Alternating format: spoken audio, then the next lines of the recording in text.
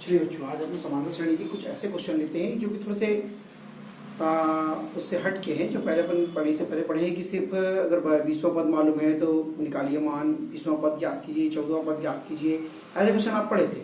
अब यहाँ पर क्वेश्चन हमारे पास बदल के देता है। प्रश्न को मैंने ब्लैक बोर्ड पे लिखा है, आप इसको देख के समझ सकते हैं। ये क्वेश्चन हमारे पास कहता है कि यदि किसी समांतर श्रेणी का 11वां पद 38 है तथा 16वां पद 73 है तो 31वां पद, प्रश्न में क्या कहता है कि कोई एक समांतर श्रेणी है in AP 11 term is 38, 11 term कितना उसका 38 है और 16 term is 73, then find the value of 31st term. 31st term की वैल्यू निकालनी है तो हम यहाँ पे चलते हैं, यहाँ पे जो क्या मालूम है उसको लिख लेते हैं। इन एपी आपको पता क्या है, हमने सॉल्यूशन निकाला इसका। इन एपी T11 या A11 बोल सकते हैं, इसको अपन बोलते हैं 38। आप यहाँ पे T16 बोल सकते हैं। T16 इज इक्वल टू आपके पास मिल गया 73 और फाइंड करना आपको T31। ये क्वेश्चन है। अब अपने को 31वां पद निकालने के लिए चाहिए क्या चीज, हमको 31वां पद निकालने के लिए A चाहिए और D चाहिए। दो चीज अगर मिल गया तो मैं 31वां पद ज्ञात कर सकता हूं। चलिए कैसे ज्ञात करते हैं, हम सबसे पहले मान के चलते हैं। माना प्रथम पद नहीं मालूम है तो प्रथम पद बराबर A बोल दिए और सार्वांतर बराबर D बोल देते हैं। प्रथम पद को हमने A ले लिया, सार्वांतर को हमने D ले लिया। अब उसने कहा है कि T11, तो चूंकि Tn बराबर A plus n minus 1 into D formula होता है, इसलिए T11 की बात करते हैं तो A की जगह A, n की जगह 11, 1 इंटू डी। A और D का मान नहीं मालूम है लेकिन T11 का मान मालूम है आपको 38, तो मैंने यहाँ पे लिख दिया 38। तो A प्लस 10D हो गया, इसको ठीक जमा के लिख देते हैं। A plus 10D is equal to 38, इसको इक्वेशन नंबर फर्स्ट बोल दिए। थोड़ा कंजूसी कर लेते हैं, फिर वहां बनाएंगे। फिर हम चलते हैं पुनः अगेन, फिर से हम इसी काम को करते हैं। तो हम जब इस वर्क को रिपीट करते हैं तो हम यहाँ पर देखते हैं कि T16 is equal to A plus 16 minus 1 into D आता है। तो T16 की वैल्यू दिया 73, A plus 15D, A plus 15D is equal 73। यह आ गया आपका इक्वेशन नंबर सेकेंड। अब इन दोनों को सॉल्व करेंगे फ्रॉम 1 and 2। दोनों को जब सॉल्व करेंगे तो हम देखते हैं हमारे पास वैल्यू मिल जाती है A plus 10D is equal to 38, A plus 15D is equal to 73। दोनों को माइनस करेंगे तो ये कट जाएगा, बच जाएगा माइनस ऑफ 5D माइनस, यहाँ पे बच गया आपके पास 5 और फिर 6 में 3 गया तो 3, 35 माइनस माइनस प्लस हो गया। तो D is equal to 35 upon 5। 5 से काट दीजिए इसको, 5 में 5, 5 सकते 35, तो D बराबर आपको मिल गया 7। तो देखिए आपको D की वैल्यू फाइंड हो गई। जब D की वैल्यू फाइंड हो गई इसको हम इक्वेशन नंबर फर्स्ट में चाहे इक्वेशन नंबर सेकंड में रख सकते हैं। 14 D equal to 7 in equation number first. Equation number first में पुट कर देते हैं। A प्लस 10D पहले लिख लिए और ये 38।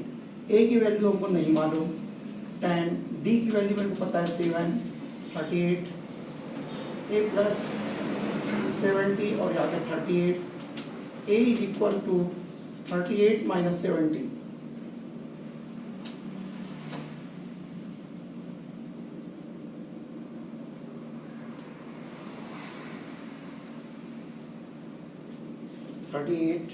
माइनस 70 आ गया, माइनस 32 मिल रहा है हमारे पास। A की वैल्यू,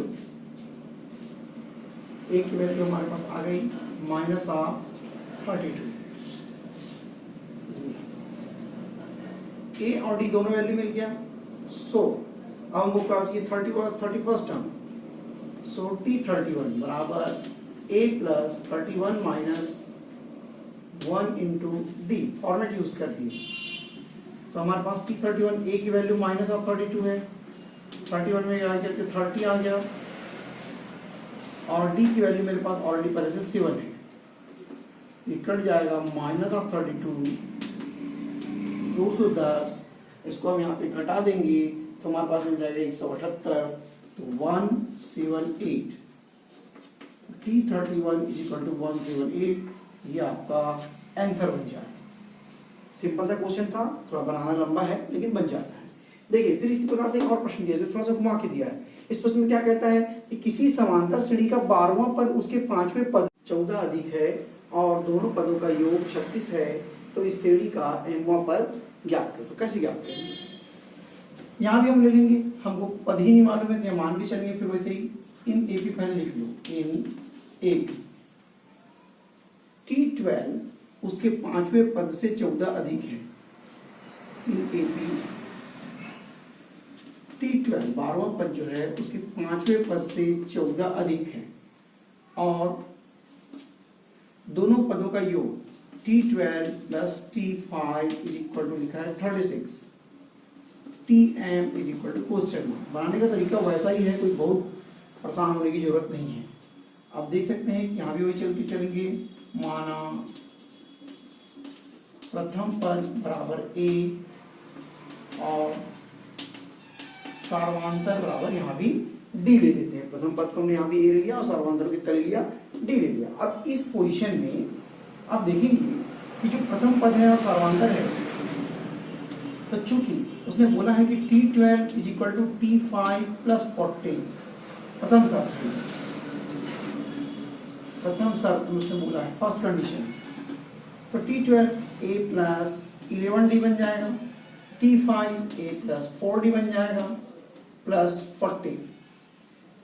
T12 का मान रखिए A + 11D होता है और A + 4D, यहाँ पे आप A से A को कट कर दीजिए, आप देखेंगे 11D = 4D + 14, ट्रांसफर कर दो, 11D - 4D = 14, सॉल्व करेंगे, ये मिल जाएगा आपके पास 7D = 14, D = 14/7, 7 दूनी 14, तो D की वैल्यू कितनी आ गई, 2।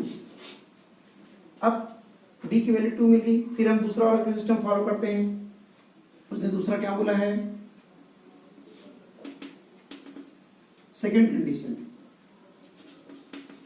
शर्त नंबर सेकंड की बात करते हैं। शर्त नंबर सेकंड में उसने क्या बोला है कि दोनों का योगफल T12 + T5 = 36, T12 A + 11D + A + 4D = 36, 2A, A और A को सॉल्व करेंगे, 2A मिल गया, 11 और 4 कितना हो गया, 15D = 36, 2A 15, और D का मान रख दिया, D का मान कितना था हमारे पास, 2, 36, DA आ गया 30 = 36, इसको सॉल्व करेंगे तो मिल गया 6, A बराबर आ गया 3, यहाँ पे मैंने कम बना दिया, 36 - 30 कर दिए यहाँ पर, है ना, 36 - 30। तो अब इसको सॉल्व करके A की वैल्यू 3 आ गई। अब यहाँ पे आपको लास्ट में क्या निकालना है, nth टर्म, mवां पद पूछा है, अतः